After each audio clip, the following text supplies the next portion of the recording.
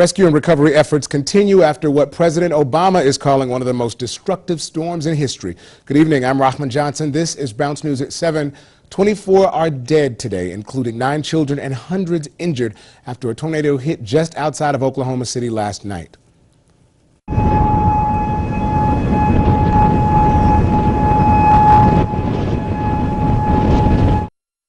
As soon as the code black went out, we all knew that there was a problem. That's code black was when the tornado warning started and the sirens were going off.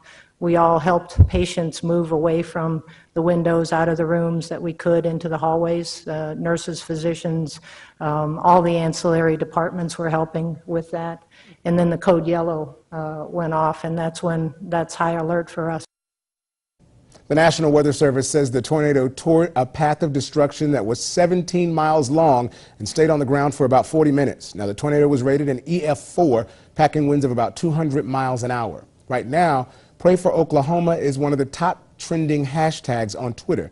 Let's take a look at your reaction. Now, in Texas, Kaylon Hicks tweets, "It was extremely scary yesterday to hear on the news that if you can't get underground, start running."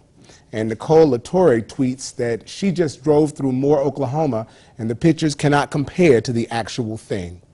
Now, as hashtag Oklahoma is trending now, replacing that hashtag Pray for Oklahoma, all of us nationwide continue to keep those devastated in those towns in our thoughts and prayers. And there's so many elements of the storm that are uncommon to other tornadoes: the width, the strength, the speed. Bill Nye, the science guy, shed some light on just how massive this storm was. Everybody's talking about these scales. The enhanced Fujita scale, that's the EF, is based on the destruction of buildings. It turns out if you understand the buildings well enough and you see which ones are destroyed, it gives you a lot of information about the strength of the storm. But this thing was not just going 30 miles across Oklahoma, but it was 2 miles wide.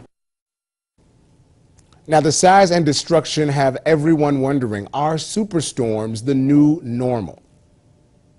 The question is, if it's 4 times, or let's say 2.5 times as wide as a storm in 1999, does that have the square? Is that 10 times the energy? And is that the future?